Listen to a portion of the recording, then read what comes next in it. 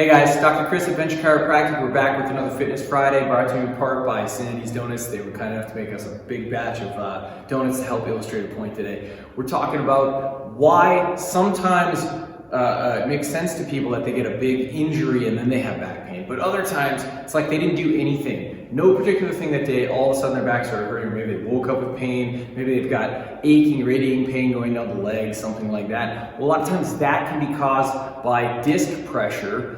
People have heard of disc herniations or disc bulges, but there's also a smaller type called a disc derangement. Basically, if that disc is irritated and ticked off, it can really cause a lot of back pain. It can radiate out around the backside and go down the leg. It can cause numbness, tingling, aching, sharp shooting pains, lots of different sensations, depending on how hard it's pressing on that nerve. So let's actually take a look at what's going on here. So we're gonna use a jelly donut here to kind of help us illustrate a point here. Like if we take this jelly donut, and discs are built like jelly donuts, soft squishy jelly in the middle, little firmer on the outside, but still pretty pliable, right? If we put some pressure on them, really the jelly pretty much stays in there. They can handle some amount of pressure.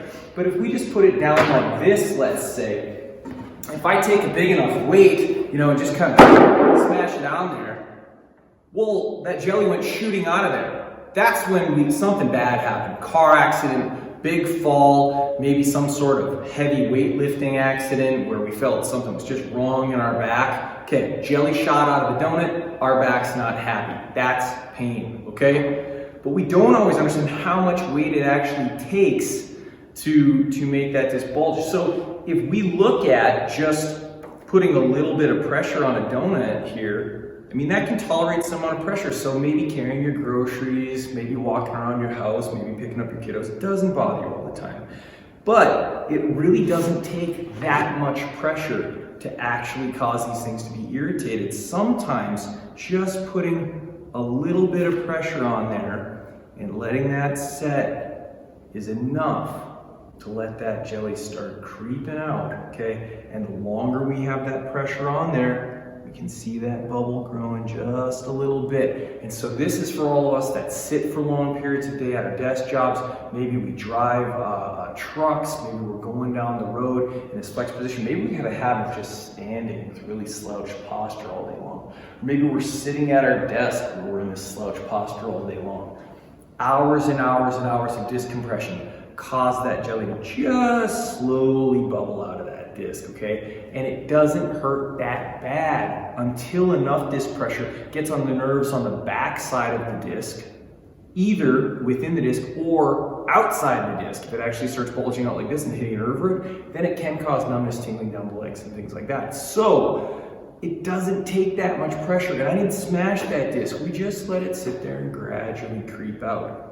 So what we want to do to fix these things is think about which direction we actually put pressure on the disc. If we're sitting all day long, okay, if we're slouched forward like this and we're causing that jelly to shoot out, well then we probably want to try to take pressure off of it first. Sometimes tractioning is a good idea. Sometimes flexion distraction adjustments are a good idea. Sometimes actually stretching ourselves or getting adjusted to take pressure off that disc and unlock the joints.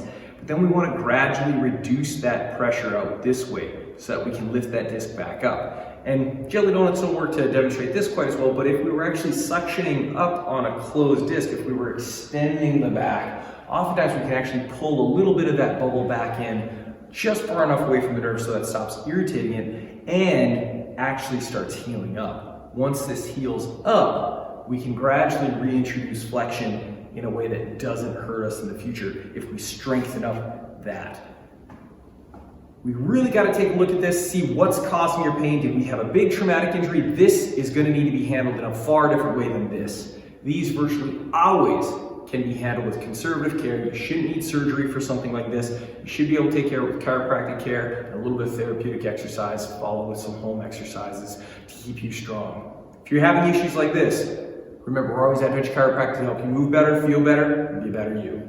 Everybody's moving, everybody's moving, everybody's moving, moving, moving, moving. Everybody's moving, everybody's moving, everybody's moving, moving, moving, and stop. How bad did it get squished? That's a messy disc right there.